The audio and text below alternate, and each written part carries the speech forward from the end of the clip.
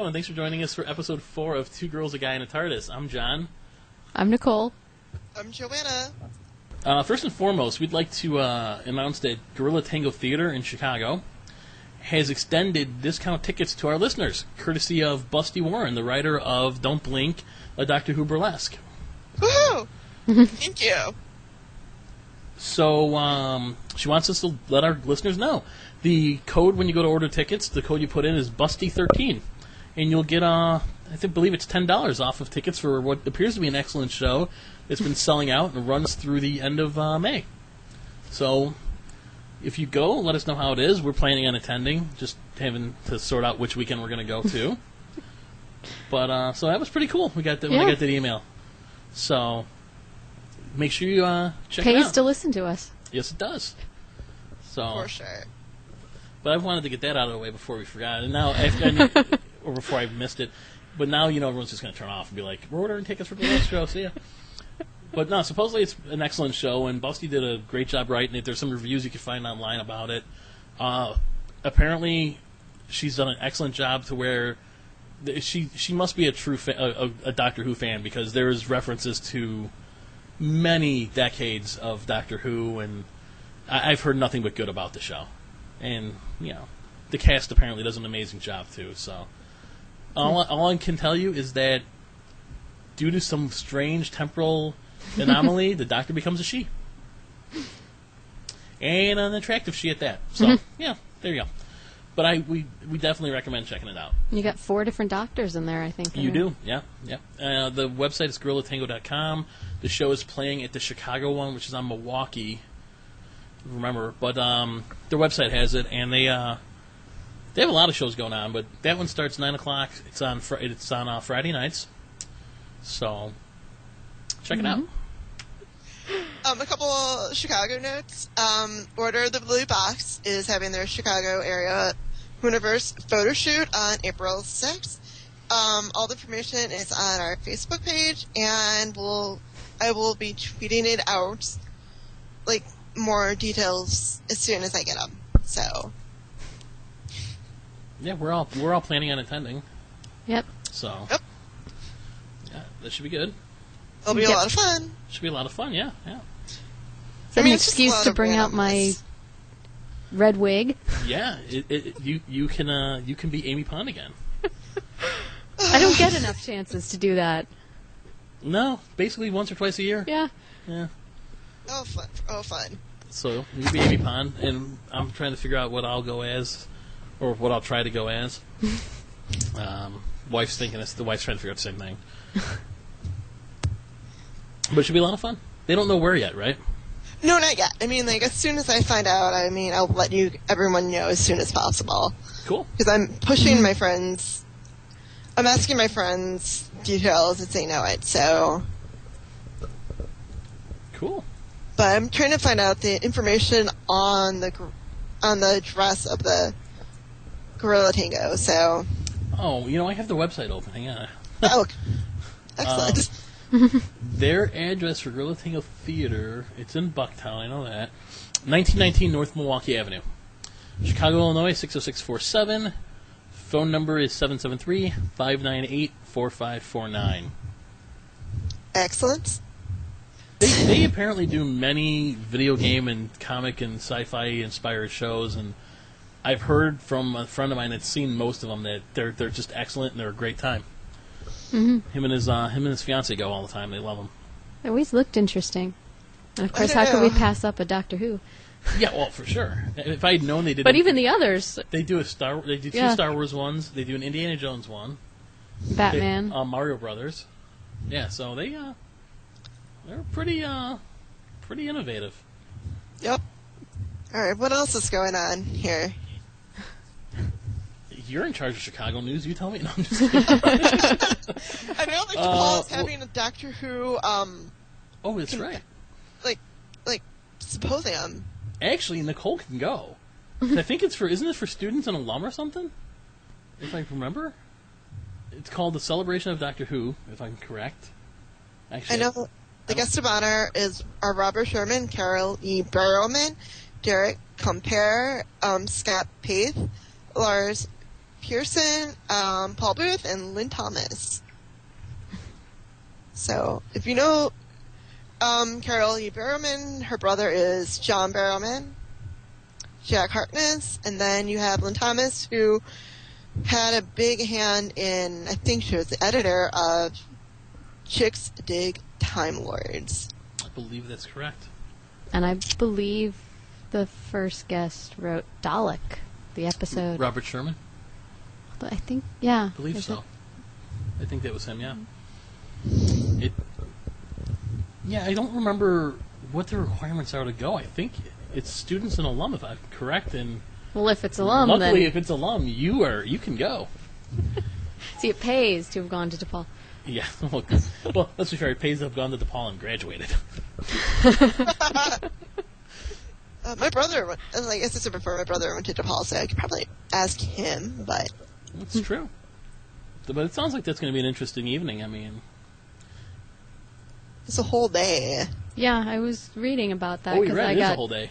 They're like different discussions, like about, I think it's like Doctor Who in kind of like an academic context about how race is portrayed on the show, and yeah, throughout the decades of it, and utopia and Doctor Who and themes like that. Although none of my old professors are there. I took a lot of media classes. You think someone would be then? But I didn't recognize any of the names. But still, sounds like a great time, if you can go. Let's see. Go ahead. I'm reading this. I'm trying to go through this as well, so. Yeah, that was... Well, it's hard, because I think especially this week there wasn't any, like, exciting new news to discuss. Everything's just kind of like... No, I mean, I found out John Barrowman, Eve Miles, and Gareth David Lloyd are going to be at the Calgary... I'm going to say comic book convention. I don't remember what the name of it is, like CCE something or another. They're going to be there. And those are actually the first Doctor Who-related guest stars they've ever... They've had tons of other people from every other sci-fi show, but never anybody from Doctor Who, I guess. So if you're in the Calgary area, you can go see them. Also, more John Barrowman news. He was on a few shows. I can't remember the first one he was on, but he let it slip out that he is in talks for the special now. Yeah. So I don't know exactly if he'll be playing Captain Jack. I assume he's going to play Captain Jack. I mean, who really knows? But since no one knows anything about the special, although we did find out, rumor has it now it's more than one episode. Mm-hmm. So but he did let it slip out that he's in talks for the special. So that's pretty good. Yeah, seemed like he was very excited to share the news, because I saw the clip online. I was like, you could tell he was like, I couldn't say this yesterday, but... Yeah, and he says, this is your exclusive. Yeah. Now although all he says is, there have been talks, so he's not guaranteeing anything. That's true. But they have talked to him. That is true. I hope he comes. I hope he does it. Because he's one of my favorite companions. I agree. I never understood why they didn't give him more of the show. I think in a way though, his character was such a strong character, and his acting was so good that it would have been hard to have had him be with the Doctor for 2 straight seasons. You know what I mean? I think giving Torchwood its own life and putting him in charge of it was a nice way to go. Yeah. Because I think the scripts for the 3rd, 4th, and 5th series of Torchwood were not the way to go. No, they weren't. Series 1 was great. I mean, season 2 was even better when they brought what's his name from Spike from Buffy the Vampire Slayer. What's it, John Marsters? James Marsters? James Marsters. Yeah. When they brought in James Marsters, it was great. It was a great character. I mean, the interaction was great. It would be like the Doctor. It would be like the Doctor and the Master being almost friendly yet hating each other still. Mm-hmm. But it was so great, and I had so many hopes for the 3rd series. And the rumor was Martha Jones was going to be in it, and Mickey was going to be in it, and then just delay after delay, and it didn't get written, and no one knew what was going on. And then Freema went to work on Law and Order UK, I think it was, and next thing you know, you get a 5-day mini special or mini series that was, to me, just kind of mediocre. Well, that's why No he's one- writing the books now. Who is? John Barrowman. What are his books about, though? For No. Torchwood. He's writing Torchwood books? Yeah. Thank God 'Cause he's his- Thank God he's writing them. Because then. I think his I didn't plan know is that. hopefully eventually they can be turned into like the next series or something. Yeah, I don't know. I mean, RTD. I don't want to criticize someone. Number one, I never met. Who am I kidding? Of course I do. I don't want to criticize a professional writer, director, and producer because, again, who am I? Just a fan of it. But it's like he almost attained like rock star status for being that position, and then was like, well, I could do whatever the hell I want, and it's going to be gold. And I don't know what he's really been working on since the Torchwood stuff. I'm sure he has been. I just don't know, And it's like he was so, at times with Doctor Who, even over the top theatric. Like when Tennant when he was with the Master, and the Master had him in a little cage, and he was a little doctor, and then he became, Doctor again. There was glowing light behind him as he levitated. It's like, Yes. Jesus. It's like, really? You're really going all out on this one. Mm-hmm. And I don't fault him for that, because the show was great, and the episodes were still good to me, but I just think that he didn't know when to stop. And I think the last couple of Torchwood series really... And, Torchwood Coming to America was a horrible idea. Oh. I mean, saw it was a like, preview of I it. can understand the Doctor coming to America for an episode or two. I mean, that's one thing, but... and then Torchwood being so basically dismantled, and he took a beloved creation that people liked and just destroyed it, completely. I don't know if you'll ever see another series of it. I don't think so, because it's to the point where it's... I mean, I almost want to... you should have gone the route they went, because they totally ruined a good series. Why did they have to have a 5-day mini-series? Why couldn't you just have a 5-episode season and put one a week? I don't know. You know what I mean? I mean, even that decision. But I think, to be honest, I think the BBC is just would not give it another chance, and because I honestly think they've worn thin on him a little bit, maybe even, you can only, I mean, but I mean, they took such a great concept for a show, and I granted the second series I wasn't super happy with how, Gwen, who's been there a part of Torchwood all of a year, suddenly was, running the show. But it was still good. It still worked. Yeah. I could tell Joanna's disappointed with the route the show went. Yeah. I am not a fan of... I hated how it went. One, because, it was a good show from the get-go. Why change good chemistry and how I agree. it was? And, you got to figure Barrowman feels the same way, too. I mean, because the show was so much more fun. The show was probably a lot more fun to shoot the first two series. I mean, he was with people he knew. It was a good time. I mean, the chemistry would have been there. But those Miracle Day, and what was the other one? It was Miracle Day, and it was... Miracle Day was... That was the last one, wasn't it? Yes, it was. Children of Earth, or was it... I thought Children of Earth was an episode of Miracle Day. See, I don't even remember how they titled them and called them. I just remember, everyone's like, oh, it's awesome, it's starting great, the first 2 episodes were great. And then the third episode, they're like, it's okay. And by the end of the series, everyone's like, that sucked. They had so many good episodes, the one when they were at the countryside. Remember that? Mm-hmm. Oh, that was... What a great, creepy episode. It didn't even have monsters. Well, not like you're used to in Doctor Who. Mm-hmm. But it was a great episode. It was Children of Earth. Children of Earth is what that was called, yeah. I don't know. Spoiler alert, because whoever didn't see it, whatever, but the one, I think it was the one previous to that, was that the one when they chop Jack up into pieces and bury his pieces all over the place? Oh. I think... Did they actually put him in... They put his head in a box concrete somewhere block? in concrete, and yeah. I'm like, when I saw that, I was like, really? Now you've gotten... RTD, you've gone too far. I thought maybe he was getting him ready for the face of Bo. Oh, shit, right? Is that still the theory that he was the face of Bo, like, actual... Well, I mean, they say it. But then they kind of...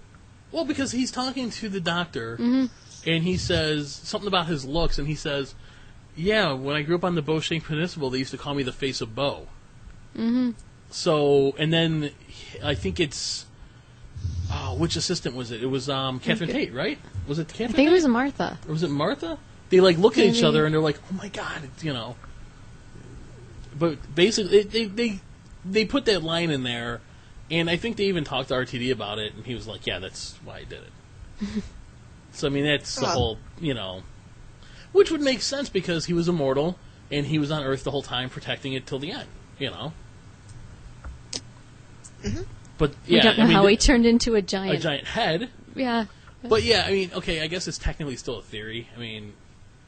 But that's what's implied by it, yeah. Well, they never actually said directly. Should It we could be a call- coincidence. If we keep talking about Torchwood, we're going to have to call this one Reminiscing Over Torchwood. Oh, We've moved into who again? Well, it's Face still, of it's still, Bo. well, we talk about Doctor Who. I mean, it's still, we talk about the spin-offs, too. I mean, I never watched the Sarah Jane Adventures, though. I kind of wanted to. I watched them. They were fun to watch. I know they were targeted more at a younger audience. I mean, I think that's probably why I never did. It's not like I mean, I wanted to. It's just so many things to watch. You know, there's a canine show out, and it takes place like in a dystopian cyberpunk future. I'm not kidding. I have them bookmarked on YouTube. Somebody like posted them. It's called like the Canine Adventures. He like levitates and stuff. Canine always was able to levitate, I thought. Well, he's like all CGI'd and like well, not CGI'd, but he's like all like high tech looking. Oh, you know what? Sci-Fi Channel aired them the day after. Was it New Year's Day? Sci-Fi Channel aired all of them, like one of the days, like the past couple months. I'm surprised neither of you two have heard of it. I haven't watched sci-fi in a while. Well, I knew about the show before I saw it was being put on Sci-Fi, though. I mean, I watched Warehouse 13 on Sci-Fi and Haven. Actually, I missed the last 2 seasons of those. But I mean, those are really the only shows I watch on there. My wife watches Lost Girl. And, we watch Face Off. I like that. With the makeup artists. That's a good show. Yeah. But I don't watch a whole lot of that channel at all, either. They don't show enough Doctor Who. No, that's the only reason why I was watching sci-fi is because they had the Doctor Who before BBC America took it over, so... It's funny how once it got popular here, BBC America's like, ours. Thank you. We got dibs. It's like, what the hell? Thank you, BBC America, for taking it. Because they don't cut the hell out of it. At least, like, the first times they run it, they don't cut it up as much as sci-fi used to do. Because my friends used to be able to say, like, yeah, that was cut out. Like, little things that they thought were important were cut. So... I never really watched them. Oh, no, you know what? Let's just say I never watched them on Sci-Fi, but I did watch them. So I caught them on the Sci-Fi Channel. I don't remember them being... I don't know. You know what? If they don't air them anymore, so I don't know. But I never thought about that. I never thought if they cut anything out before. I always thought they would cut, like, little things here or there. It's like how when the Doctor's daughter, when they created Jenny, how they cut out how Donna came up with that name, and I missed it, and my friends pointed it out to me. Did that happen? I didn't even know any of the Tennant ones aired on Sci-Fi. They did. I knew the Eccleston ones did. I mean, I know. I thought I saw some of the Tennant ones on BBC America. No, not on BBC America. On Sci-Fi. Maybe. I don't remember. I know Channel 11 was airing them, but they were airing them all out of order and stuff. Because the guy at work was like, oh, yeah, they'd show, like, an Eccleston one, and then, like, 2 weeks later, they're on a Tennant one. I'm like, what? Well, at least they were showing the full episodes. Yeah, True. Yeah, I didn't know that. I never paid attention to that. Just pay attention next time. Yeah. Speaking of filming, apparently they've wrapped up an Adventure in Space and Time. Which was funny because just a week and a half ago they were announcing people that were going to be in it. Yeah. So it's amazing how quickly they filmed that. Mm-hmm. Yeah. So that I was kind of surprised at that. I guess they had a easy shoot then. No major problems. So. Flew through it. Yeah, no kidding. Great, because we did our last podcast 2 weeks ago when we talked about some of the casting choices. Yeah. Which they did a rather good job, I think. Picking everybody.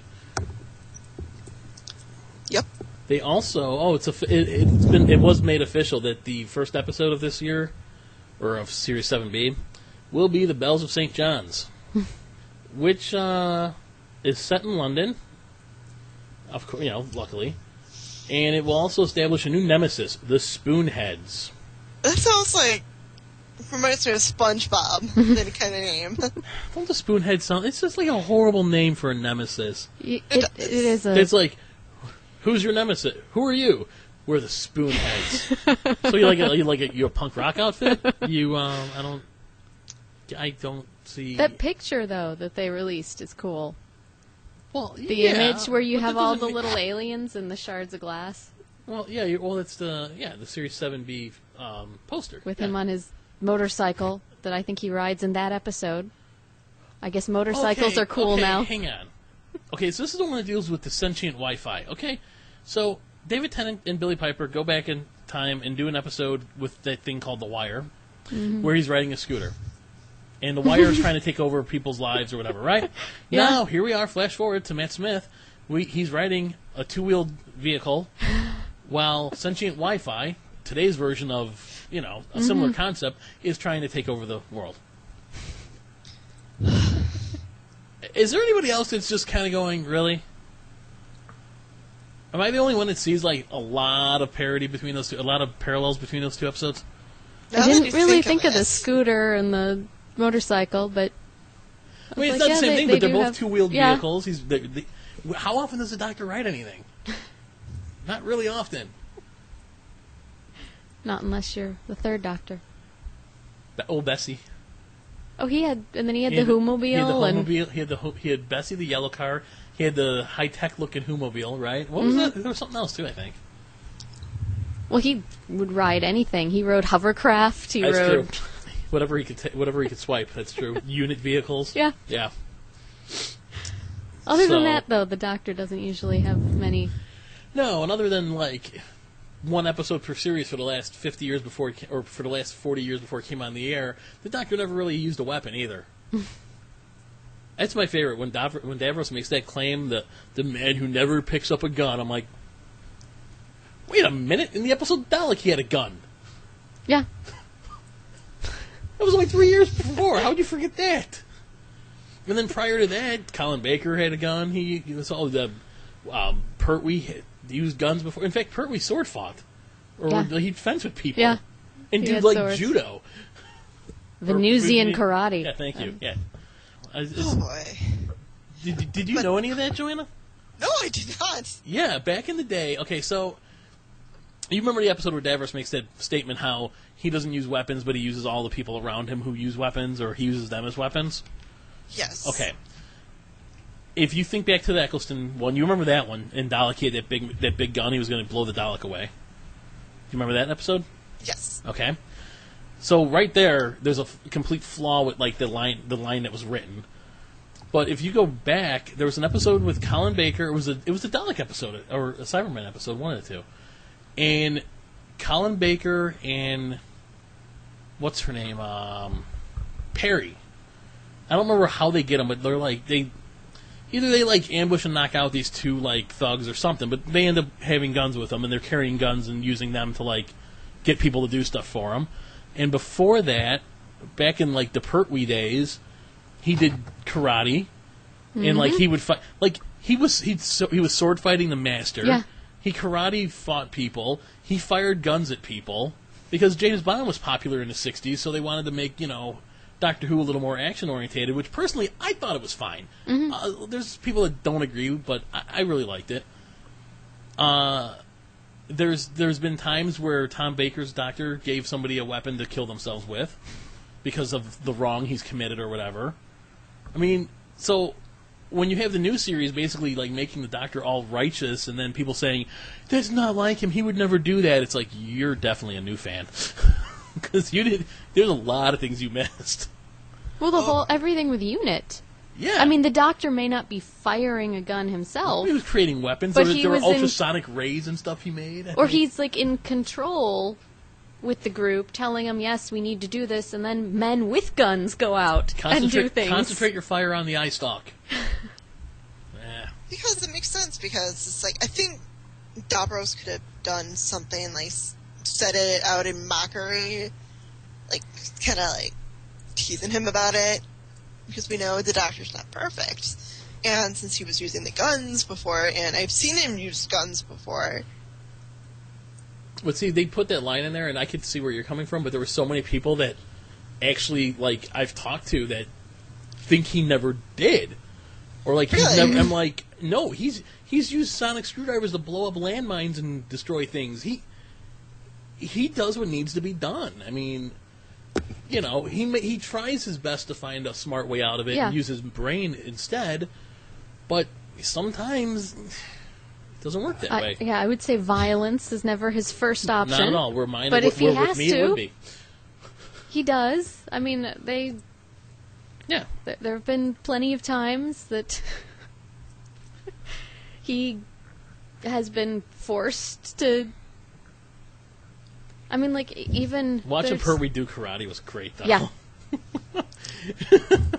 So great. I have to see those episodes. Oh man, Pertwee's one of my favorite, and it's funny because Erica, who does Verity, the Verity podcast, she does not like Pertwee, and I remember she was on our one podcast, and Nicole was there, and I'm like, oh, I like Pertwee too, and she goes, no, and I said I don't like Pertwee. I'm like, what, really? Teach their own, I guess. Yeah, well, he is more action-y. He's more swashbuckling. Yeah. And he's dressed very flamboyantly. What does Hartnell's doctor call him in the Three Doctors? The dandy. The dandy. So, oh man, yeah. But there's some good times with those old ones. He's got. I have a very large collection of those. So, Very cool. you can see. You are more than welcome to see whatever ones you want. Let me see what I have on my hard drive and what I don't have. You just let me know. Oh, I will. Also, Forbidden Planet. Speaking of the old doctors, Forbidden Planet has printed special edition 50th anniversary prints featuring the first three doctors. They're 59 pounds per print. Well, they're like one per doctor, like not all of them. 59 pounds per print. Supposedly they're extremely limited. I found this out a week and a half ago. So if you want them, go to forbiddenplanet.co.uk. I believe it is. I don't know, forbiddenplanet.com. I guess it is, and get them. Because I don't know how many there are, and I don't know how long they're going to be around. And for being a limited edition, 59 pounds, it's about $130, $120. Doesn't seem like too much to me. I mean, overall, for something like that. So, if you want them, I'd recommend checking it out. They look really cool. They were pretty neat looking. Sounds fun. And I thought about they come framed. I mean, there's one. They come in a frame it's like a silver frame, and it's a blue matte background, and it has the police box thing at the top, so it looks like a TARDIS. And then the pictures there's three pictures, and then one is the pull to open, like the little sign that's on the TARDIS. So it looks like the pictures on the TARDIS. They're pretty neat looking. And Forbidden Planet's an awesome place to get stuff from for Doctor Who. I actually walked past their office when I was in London. I wanted to apply for a job. So, I would love to do that. Where do you work? Forbidden Planet. So, and let's see. Well, I said speaking of before, the new series, I read that Stephen Moffat came out and basically flat out said Amy and Rory are done. They got divorced? From the Doctor forever now. You mean the Doctor's never going to see them again. I'm glad about that. I have this problem where I'll get attached to a companion real quick, and then I'm always just, like, pissed at the way they're handled. You know, like, I really liked Rose, but by the end of it, she was so whiny, I couldn't stand her anymore. I mean, I liked her enough that I have an autographed Billie Piper picture. So, like, Amy initially I thought was awesome. And, I don't know. I mean, their story ran its course, let it be. You know? Mm-hmm. Yeah, but he did leave open the possibility that they could be in a flashback or a dream. But he had no plans to do so. In a dream? That's kinky. Anyways. Oh, God. But he, in his mind, they will never meet the Doctor again. Amy and Rory in one of the Doctor's dreams? That sounds like fan fiction.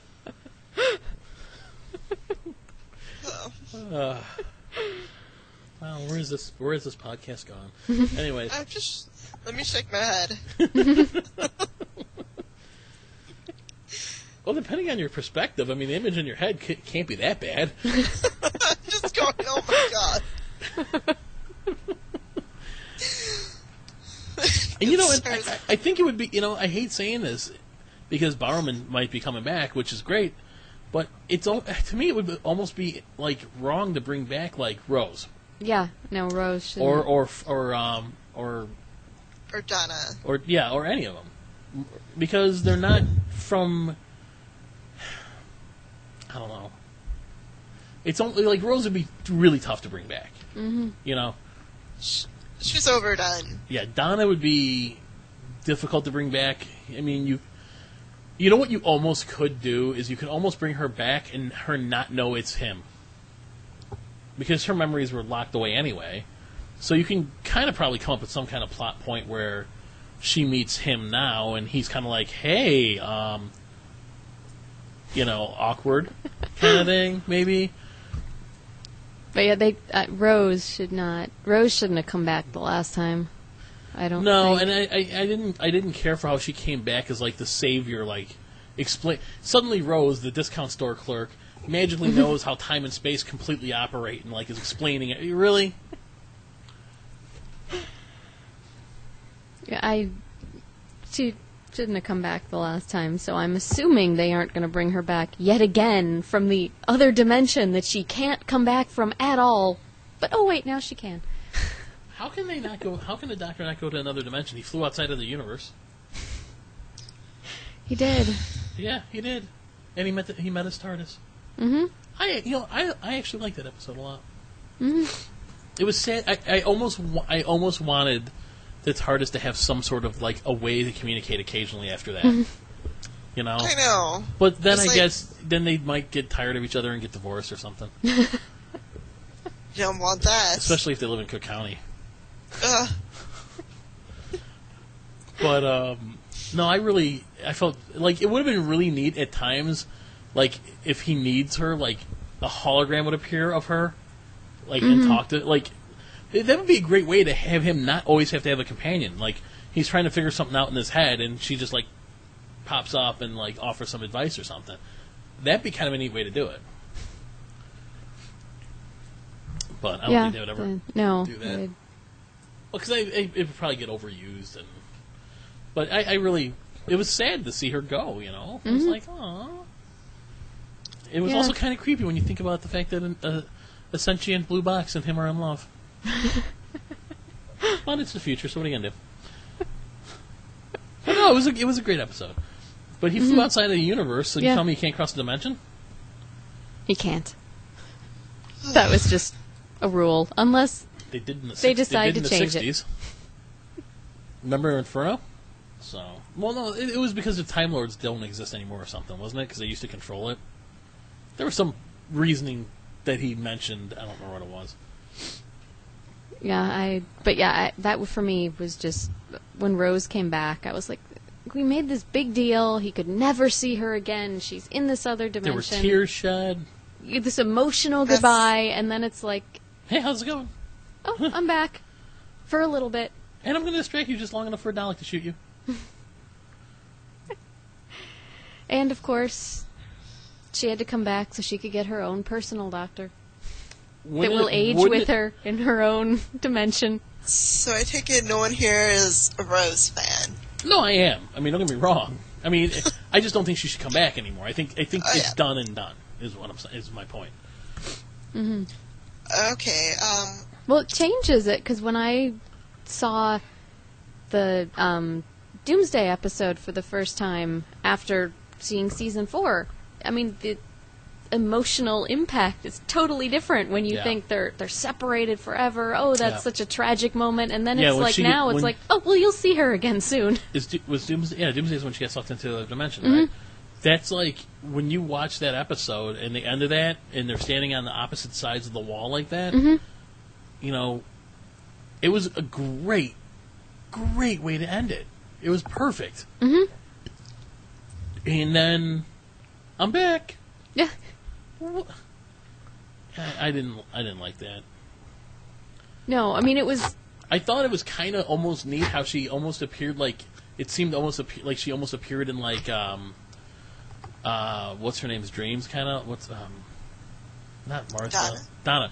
How it almost seemed like she was like appearing in Donna's dreams. Like the way they made her interact with Donna wasn't bad at all, but to have her completely come back the way she did, and you know, it just I didn't care for that as much as I'd hoped I would have. Well, it's just that for me, you had this like perfect ending that was like this emotional, and then now it even changes the way you see that episode because it's just in my mind I'm going like, well, you'll see her soon. It's really not that sad. And you know, the Doctor finally got over her, and it's okay. Here you go. She's back. She was way overdone. I'm sorry. That's what I mean. When she was gone, it should have been she was gone. And quite honestly, and you know what? Quite honestly, I like how the Ponds storyline ended. Quite frankly, it could have ended the series before. When he left them, and they had their house and everything, it could have just ended there. It would have been a fine ending. I wouldn't have been disappointed at all. It was I wouldn't. It was a happy enough ending. It was, they had their final adventure. It would have been great. They could have just did that. But I guess they were popular enough that, BBC wanted to give them an actual a whole send-off season. So my only problem with it, my only real problem with it was the fact that it was so hyped by the BBC. Like weeks, even months before the series aired, you knew what episode they were going to go in. You knew what you saw it all coming. Well, I think we talked about this before, but for me, what annoyed me was they kept building and building and building in all the episodes about them having to choose between, like real life and life with the Doctor, and what, it's wearing on us, we're aging faster, and everything was going towards they were going to make a choice.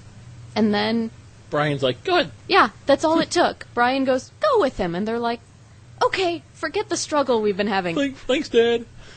We're just going to go. I'm like, they were building the whole time about, okay, it's wearing, should we do it? Yeah. Is it worth the waiting? And I was like, oh, that would be great to see them choose. Like, no, and we're going to stay. The thing was, they never came out and said that it was going to be the Angel episode.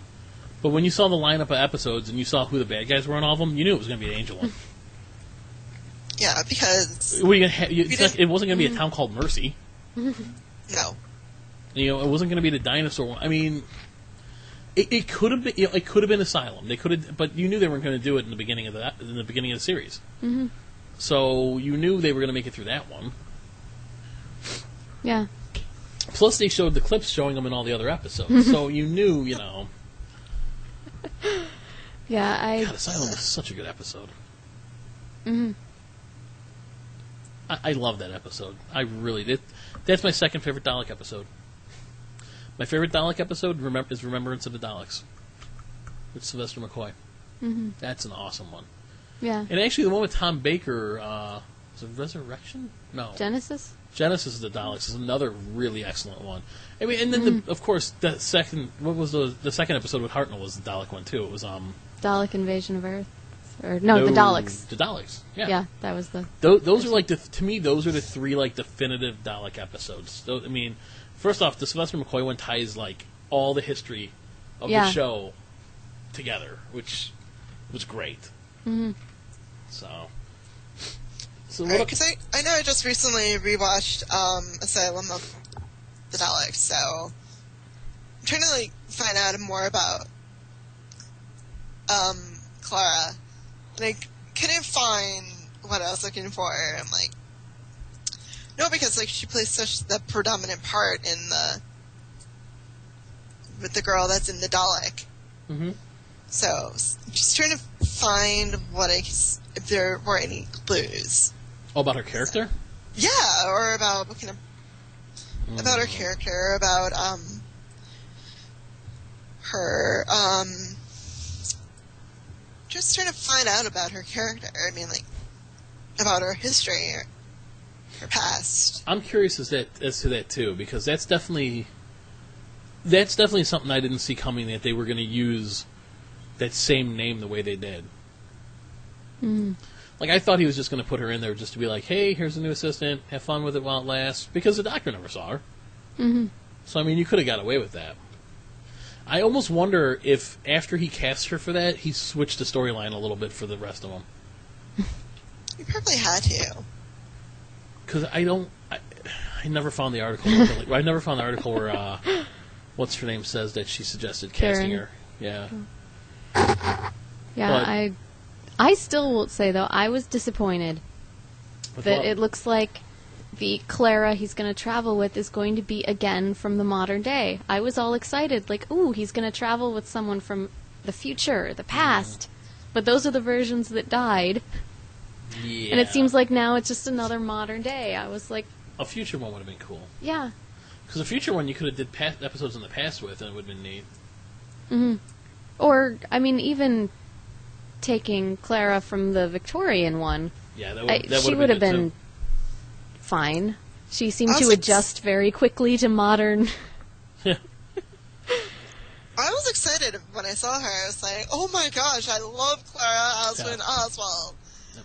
And then she dies, and you get this whole other mystery of the girl in the graveyard. Yeah, you don't know who's really who and what she is. People are theorizing online that's like I read somewhere someone was suggesting that she's Jack's daughter. How would you even suggest? Jack has a daughter. They have her in the Torchwood in the one Torchwood miniseries, and he has a grandson too. I was reading. I'm like, people are really trying to. I guess that really shoots a hole in that idea. Well, I guess he could have another one. People are trying desperately, I guess, to come up with a story, because I read that. I'm like, let alone Jack wasn't in Victorian Earth. Jack came to Earth in the at the end of where he gets shot. When he's brought back through the rift or whatever, it's like I want to say it was the 1800s, late 1800s. I thought. Because remember the Torchwood episode? They show he's with the fairies. They show he's like a captain of like some troops in India or something. Yeah. I don't think he had been here that much longer. I don't remember exactly. I could see theories of her being a Time Lord, but then why is her appearance always the same? Yeah. I don't know. I really don't have a theory on it. I should, and I don't. I'm leaving that to Stephen Moffat for the time being. Yeah. But it's interesting to see the theories that people... I thought she could have been the Doctor's daughter. Until she snogged him. Yeah. Then that would just be not right. No. Yeah. That would be way wrong. So... Like a Star Wars kind of wrong. Luke and Leia. You know what's funny is when they were making those movies, the comics were already they had comics out. And there are issues of the comic books where they make out. Because the comic book writers didn't know that they were going to be brother and sister. So, yeah. Goddamn you, George Lucas. Did you guys see the picture? They released a photo of the Ice Warrior. Yeah. Yeah, looks pretty good. I haven't seen it. You haven't seen it? You can find it online, yeah. They just released it a couple days ago. And I bring that up because which one of you guys found the news about the second Doctor adventure? Or was it me that found that news about the Ice Maybe Warriors? it was you. Oh. Well, apparently the lost episodes of the Second Doctor adventure, the Ice Warriors, are being animated for DVD release. Conveniently, right when they're bringing back the Ice Warriors. I'm sure that's an accident. Accidents. Here's the thing, though. Here's what I don't agree with. They've commissioned this company to recreate the missing episodes, which is episodes 2 and 3. Why not just do the whole story?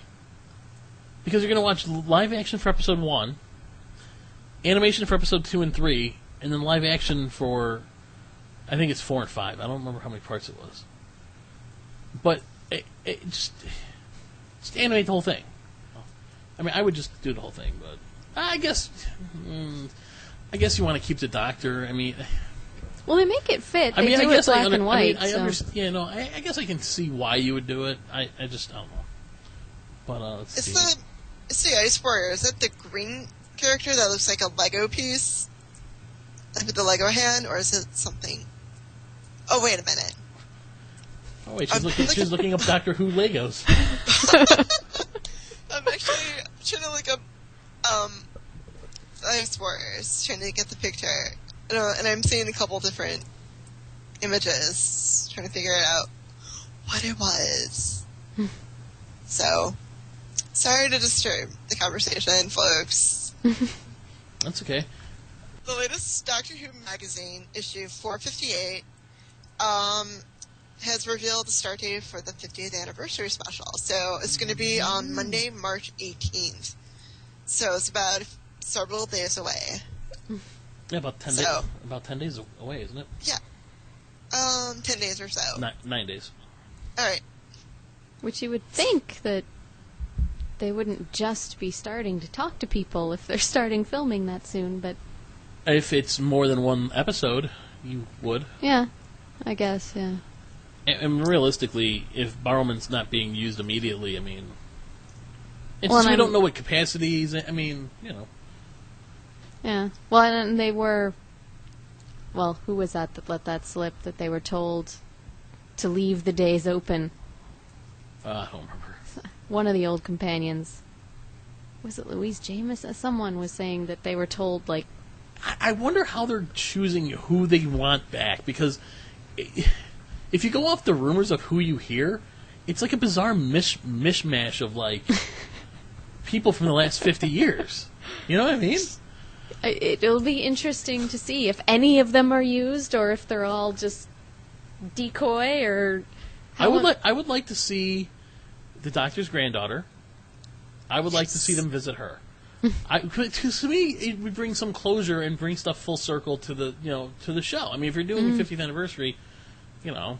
But then that opens the whole can of worms of, is she a Time Lord? How did she avoid being in the Time War? The Master avoided it. But I guess they wanted to steer clear of because of course he just dropped her on Earth. But even if she was a Time Lord, she was dropped on Earth in the future, and she didn't have a TARDIS. Yeah. So how would they have how would they have found her? It's like with Star Wars. They wiped out all the Jedi, yet Obi-Wan and Yoda survived. I'm pretty sure there were more than that, too. Because I'm pretty sure there was a couple of them going, dude, we ain't winning this shit, I'm out of here. I know Carol Ann Ford, who played Susan, is as an original cast member in a different character role, so maybe really? the character role, maybe they're trying to wait, I thought that was for an adventure in space and time, though. Oh. Which, she and William Russell are playing which they just wrapped, yeah. different roles. Okay, you're right. I'm assuming like little cameos, probably. Just, oh look. So I mean, we'll have to see. I mean, because Carol Skinner does have a comment here about it, saying, "Oh God, Stephen Moffat's imagination is ambitious. Wow, we've just got a lot of work to do. And how exactly are we going to do that? And that, and that. But more succinct words I can't say, and just because I can't pronounce. Succinctly. Succinctly? Thank you. And in just 4 words, it will be big. So we'll have to see. Wow. I mean, I don't know. I mean, I would think they'd have to, if they're going to do anything, they've got to have Tennant. Do you think it's going to be just a flashback episode? Like, somehow him and Tennant bump into each other and they start reminiscing and they just kind of hang out in the TARDIS watching, like, old movies? Like, do you remember when this happened? Oh, good times. Spoilers! Like, they're flashing back. They're showing, like, parts of a Hartnell episode. He's like, remember how crotchety we used to be? And then they show, like, Trout and part of a Troughton episode. And it's like, Matt Smith's like, whatever happened to that recorder?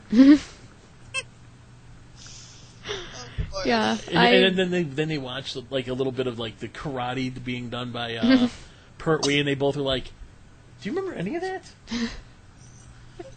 Oh God! Because I think knowing Venetian or whatever karate would really come in handy nowadays with some of these episodes. Mm-hmm. Yeah.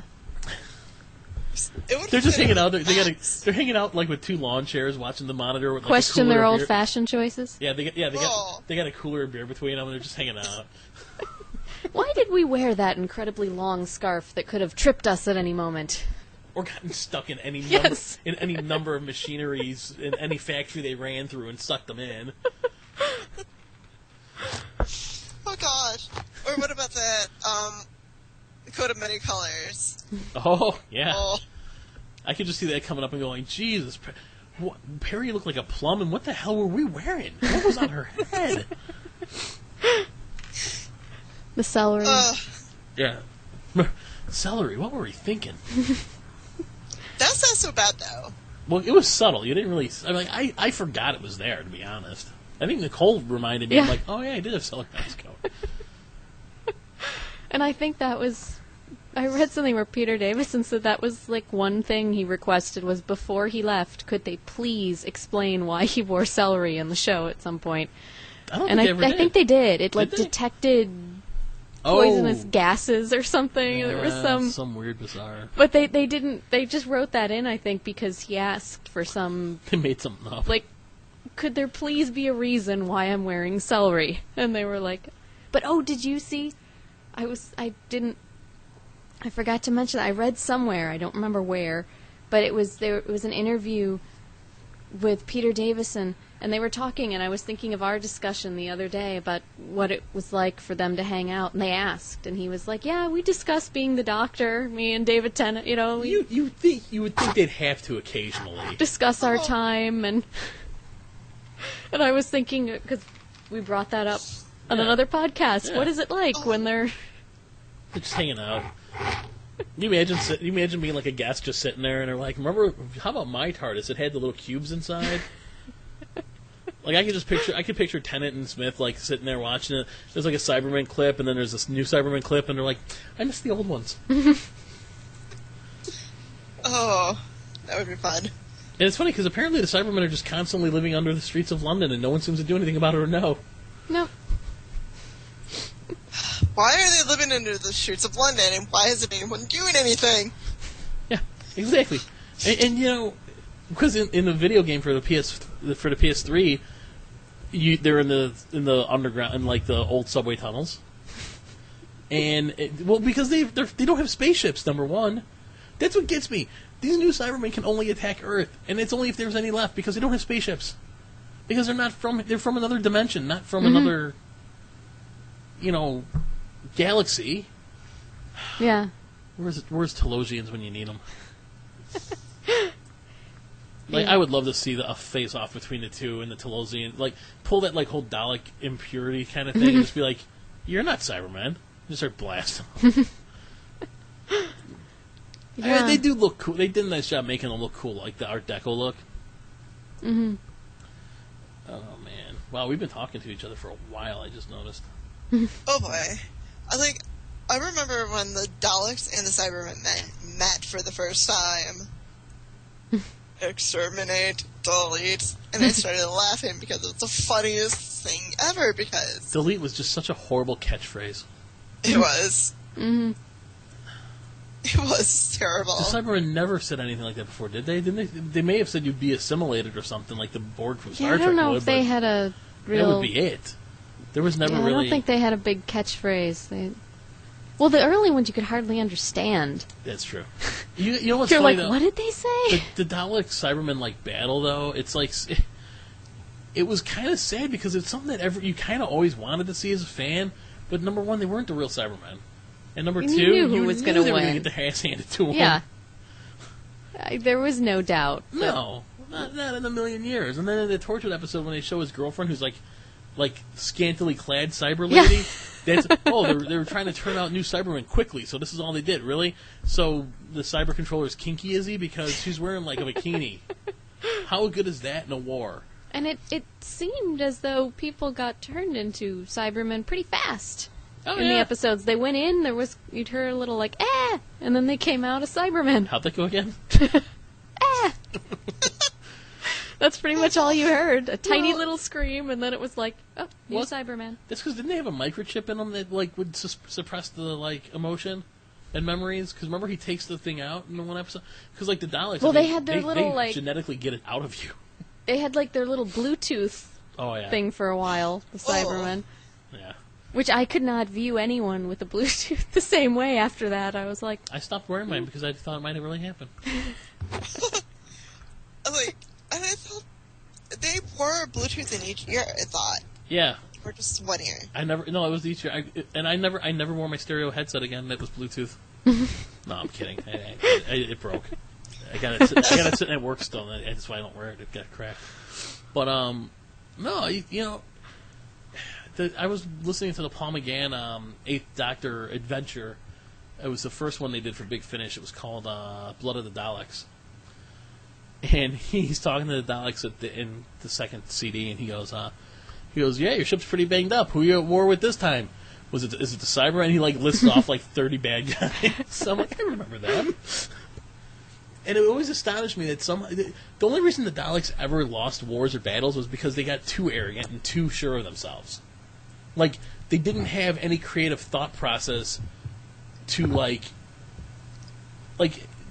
modify their plans. It's this is what we do, this is how we always do it, we got to do it this way. Mm-hmm. But yeah, when that war started, I was like, awesome, the Daleks and Cybermen. And then 2 minutes later, I'm like, it's not going to end well for the Cybermen. I mean, the Daleks could fly, for one. Yeah.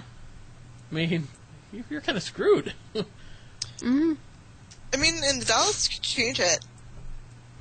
Their course of action if they need to.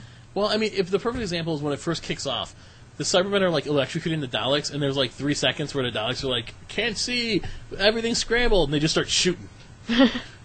but they didn't kill any of them. They just scrambled them for a few seconds, and then they were more pissed off. Mm-hmm. Yeah, there was never any doubt there who was going to win. No. And you know what? I'm sure there's some Cybermen fanboys out there. There's got to be that are no, because mathematically, if you no, just no. First off, they're made out of man-made. They're made out of earthly materials. Mm-hmm. At least the Telosian ones, okay, they're alien. There might be something there. These, it's they're just made out of aluminum. I mean, we've seen them blow their tops a few times, or that's just the Daleks. Both. Well, I don't know. Did the new Cybermen ever have their heads blow off? The old ones they did. Once in a while you see it in the old ones. The old ones, the head got ripped off of one I remember watching, and all this white milky looking blood came out. I was like, oh, that's what's inside you guys, huh? There's a fan convention coming up in London. Oh, yeah. Yeah. Go ahead. It's the week before Chicago TARDIS. Yes. Not I don't think there are that many people that fly from London to Chicago for Chicago TARDIS, though. I'm sure there might be a few. Guests do. I was going to say Colin Baker. Yeah, no, I mean guests do, but I don't think just people that go. I'm just more worried about the guests, because you want good guests coming to Chicago TARDIS. You don't want them double booked. Well, we have Colin Baker. Mm-hmm. And we have Leela Ward, I think it was, right? Did I say that? I just looked it up. Yeah. I right before we started recording. Fraser Hines, yeah. Perry. Yeah. Oh, that's who it was. It was Perry. Yeah. Perry, and Nicola Louise Bryant. Jameson. right? Yes, Isn't that's that who it was. I'm actually concerned about... And Daphne Ashbrook. Yeah, you have, right now, guests are Colin Baker, Fraser Hines, Louise Jameson, Nicola Bryant, and Daphne Ashbrook, who is the one, the only... I guess, Nicole, you were saying they're trying to get one companion from every decade, right? Yeah, so they And have since she's the 60s, only one 70s, from- 80s, yeah. and... And Terry Malloy's going to be there, the guy that played Davros for the 5th, 6th, and 7th Doctors. God, the guy that played him in the newer one sounded just like him. Mm-hmm. I don't know who it was. You know, it was probably Nicholas Briggs. They use him. Anytime he's just like, "Hey, Nicholas, come here." He's voicing the Ice Warriors.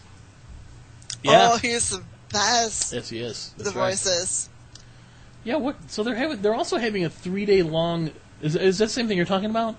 Yes. Yeah, the 3-day long event at the Excel Center. Yeah. That should be. Yeah, see, I wish I was going to London, but then I miss Chicago TARDIS. Can't win. Nope. Peter Davison may have revealed some intriguing news about the 50th special. I've got a meeting with the head of BBC Wales to go through various things like the BBC have got planned. I don't think she's going to offer me a part in it. I might be wrong. I honestly don't know very much. I know that Stephen Moffat will have something planned. Really? Duh. Thanks for that tidbit. I don't think it will involve the older Doctor, certainly in their present form, because of course we're meant to look exactly like we did when we left the TARDIS, and none of us really do. McCoy and Davison probably could pull it off. I don't think Colin Baker could. Tom Baker, no. But but they could. I still think if you want to go with the whole, timey-wimey stuff, you could be pulling them out of their timelines and it's forcing them to age or something. You could come up with all sorts of... the Master force aged the Doctor. So, you could make all sorts of weird explanations for it. Every time you regenerate, it starts another timeline in another dimension where you may have regenerated in this dimension, but in that dimension you still exist as you were. You just get older. Ultimately, if you want to go that route, which is kind of like... you could... It could work that way, even. Funnily enough, Davison is the only classic Doctor to appear in a new series, Multi-Doctor Story, which he didn't look the same at all. I don't know if I'd say he didn't look the same at all. He was a little heavier, but... Yeah. And he commented on that a little. Yeah, they kind of... Tennant, looks at him and is kind of like, oh, a little... I forget, kind of commented, a little heavier than... I recall being, or something like that, yeah. Well, that's... One wonders if Davison knows or thinks more than he's letting on. I don't know if he really does. Why would he? He would probably know if Tennant was approached. Yeah. Unless Tennant was signed a contract saying, don't say anything to anyone. Yeah, but you think they would go for guys like Barrowman and everybody else, too, because the ones most likely to talk about it are, the companion characters that are coming back. Yes. But maybe they want to keep some of the Doctors under wraps because they want people to be surprised or be just yeah. But I'm still assuming that even if he signed something, Tennant would probably mention something to Davison, and Davison just wouldn't say it. Yeah. True. Yeah, I would assume he would mention something to his father-in-law, perhaps off the record. But yeah, that's what I'm thinking. He would. I just would be surprised if they didn't have something with Tennant in some way, especially since he's been so eager to come back. It seems like. I would like to see McGann. Yeah. Only because I saw him in one episode, and it wasn't really a greatly written episode. The thing is, I can't say it failed. At anything, it wasn't great. Mm-hmm. It wasn't horrible. There were worse ones, and there were better ones. Obviously, I think the TARDIS look was a little ahead of its time because steampunk wasn't really popular. In fact, his whole Victorian look nowadays would be extremely popular. Mm-hmm. Back then, it hadn't taken off yet. Yeah. Yeah. But you know what? They had Sylvester McCoy in the beginning of that movie, and he looked older and heavier than he was prior, and it was the dumbest way to have him regenerate. If you have earmuffs, if you haven't watched it, he gets gunned down by a gang, like in Street Violence. Yeah, they're like in New York or something. And I'm like, really? Okay. Yeah, he... Then I would think... I know this is probably not going to happen. I'm aware it's unrealistic, but I would love to see Eccleston have to interact with, like, Matt Smith. I think those two could get along quite well. I think there'd be points where Eccleston would, like, be trying to get him to be more serious. Mm-hmm. I can't, if you're Chris Eccleston, the fans would welcome you back with open arms. The show is ran by different people. If you had differences with RTD and whatever her name was, so be it, but it's different now. It's not the same people. I mean, why not, Mm-hmm. Yeah, I would personally love to see Eccleston come back and have to interact, because he would think, like, he would look at, like, David Tennant, Doctor, and be like, what are you doing? Like, falling in love with this one, and then you're a human. He was so... I think he'd look at David Tennant's Doctor and be like, so did we ever hit that? No. But I do think him and Matt Smith would be... Because, yeah, I could see him being like, could you be more serious here? We have to focus. And Matt Smith would be off and sliding around. Eccleston's Doctor would be the Hartnell of the Three Doctors episode. Yeah. And Matt Smith would be the Troughton, and David Tennant would be... You know what doctors I want to see interact? Eccleston and McGann. Yeah. Because McGann's Doctor was in the Time War, and Eccleston was dealing with the aftermath of what they had done. Those are the two I'd like to see interact. Yeah. I think that would be see brilliant. 1 in 11. 1 in 11? Yes. Well, that's going to be kind of hard unless you dig up Hartnell. Yeah. But, I mean, like, just to see, like, how, like, different, like, comparing the two characters together. Well, that's kind of what we were just saying, is that 1 and 9 were similar. Like, they were brooding, they were, like, crotchety, they were, for different reasons, but, Matt Smith reminds me a lot of Troughton when it comes to the goofiness of it. Mm-hmm. But I could see, number 1 and 11 meeting would be interesting, too. I don't know. Moffat, make it happen. I mean, I'm sure whatever he's got planned is going to be good. I mean, like I said, I complain about episodes, but I mean, I can't say there's any I really don't like, is there? No, Curse of the Black Spot wasn't really that great.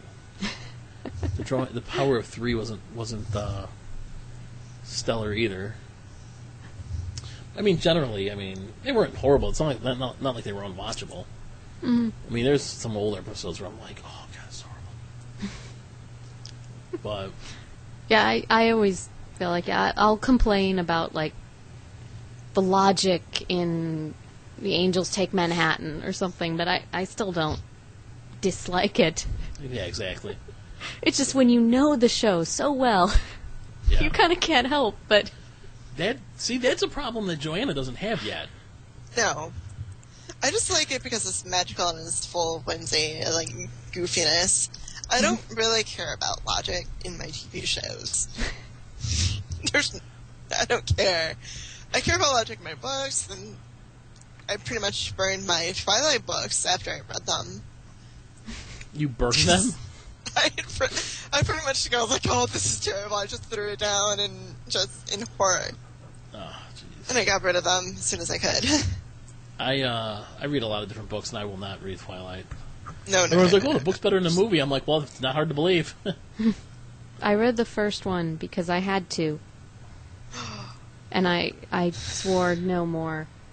But that was the best. I was offered it by a friend who kept, did you read Twilight? I'm like, no. She's like, oh, you have to. And I'm like, well, I don't really want... She's like, oh, you have to. And then... Yeah, if you're a teenage girl. And then I'm like, okay. And then she was like, I'm not exactly sure what I thought of it, but I want your opinion. I'm like, oh, that's a great endorsement. Lie. I read it I skipped lots of pages going, I don't care that he's sparkly and handsome. Vampires are not supposed to sparkle, and that pisses me off no end. And the best internet picture ever has Bella and whatever his name is, the vampire, sitting there, and right standing behind him with his hand on his sword is his blade. I'm like, that's how and it says, this is how the Twilight movie should have ended. I'm like, damn right. Oh, I loved that. There was That's a shirt. Exactly there was the shirt at when we were at the Chicago Comic-Con that was, and then Buffy staked Edward. The end. Yeah. I was like, Thank yes. you. Yeah, that's exactly how it should end. One of those two endings would have been great. Yes. Either Blade decapitating him or Buffy staking him. Anyway, now that we've lost complete... Yes. Now that we derailed completely and went to we went to the Whedonverse, I think we could wrap up the podcast this time. But it was a good time, and we had some news in there for you guys. Remember, check out Gorilla Tango Theater's website.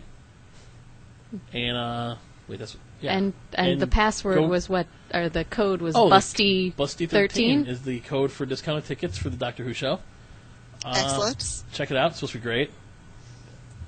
And I guess that's really it, you know. We'll talk to you guys in 2 weeks. In 2 weeks? Wait. We have a new Who in 2 weeks, you guys. Ooh. We may have to record it before. We might but anyways, that's been the podcast this time around. And we will see you right before the new series airs. Or we'll talk to you right before the new series airs. And then we'll be going to a weekly format for the duration of the series. And we'll play it by ear after that and see what happens. So thanks for listening. We appreciate your support. And I guess I'm John. I'm Nicole. I'm Joanna. And this has been Two Girls, a Guy, and a TARDIS. Thanks for listening.